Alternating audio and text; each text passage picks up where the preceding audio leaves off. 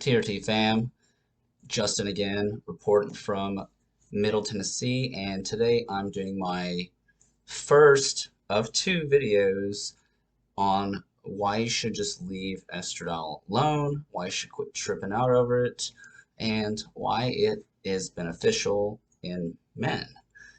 Historically, most prescribers, most bros, most patients alike think that estradiol is the devil, when in fact, it's not. It's actually got quite a plethora of benefits.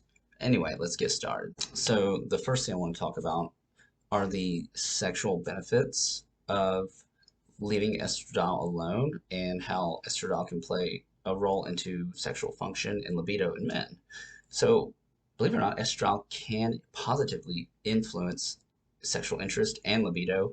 It can also help with blood flow to the penis because it will also help with the delivery of nitric oxide, with which you may or may not know, nitric oxide is a vasodilator. So essentially, boop, it opens the blood vessels in the penis, therefore allowing more blood flow into the penis itself. So, in terms of libido and interest, Finkelstein did some studies 10, 11 years ago, and in the studies, they had men with low testosterone, and there were cohorts of these men. Some cohorts of the men were giving testosterone just enough to keep their levels mildly low. Some were given enough testosterone to make their levels mildly supraphysiological. Well, as you know, anytime your testosterone levels go up, there will be a concomitant increase in estradiol because of aromatization. So, one cohort of the study was giving an aromatase inhibitor because they're trying to clamp their levels down low. They're trying to keep their E2 levels low.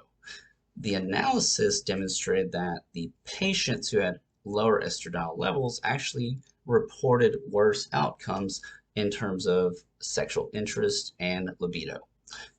So even giving men, believe it or not, can actually improve their libido and or sexual interest as well, as demonstrated by some literature in which patients are going through androgen deprivation therapy for prostate cancer, but they're given estradiol as part of that ADT therapy. These guys have demonstrated positive effects in terms of libido and sexual interest. The next thing I want to talk about is estradiol's involvement in growth hormone secretion, as current lines of evidence have demonstrated that estradiol is not only a potent direct regulator of growth hormone secretion, but its also involvement lies with indirect mechanisms as well.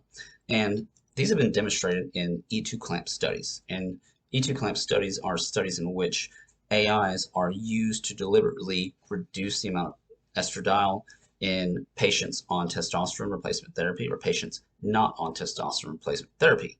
Now, studies have shown that in men who are given testosterone replacement therapy and other cohorts are given testosterone replacement therapy plus aromatase inhibitors, the strength, the volume of the GH pulses and the volume of GH produced are upwards of 50% higher in the groups that are not involved in the aromatase inhibitors.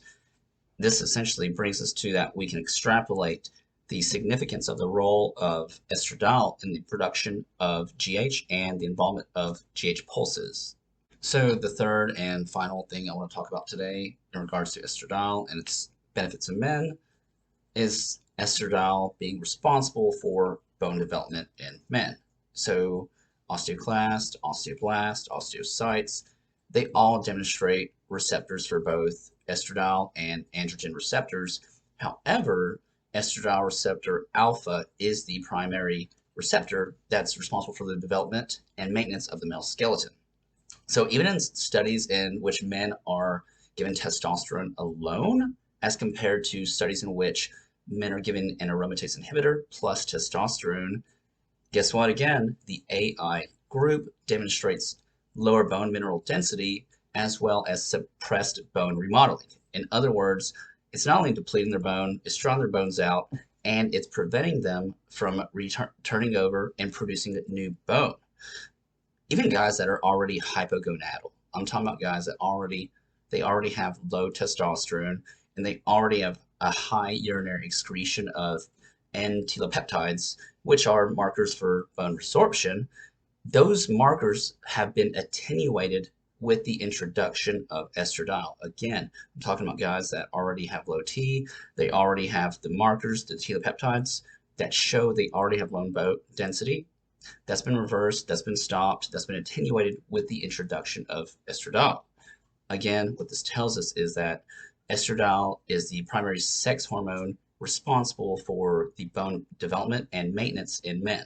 So if you don't want to weaken your bones, let the E do its thing. Thanks for watching the first installment of the benefits of estradiol in men and why you should not block it. And we'll drop the next one probably in a week or so. Thanks.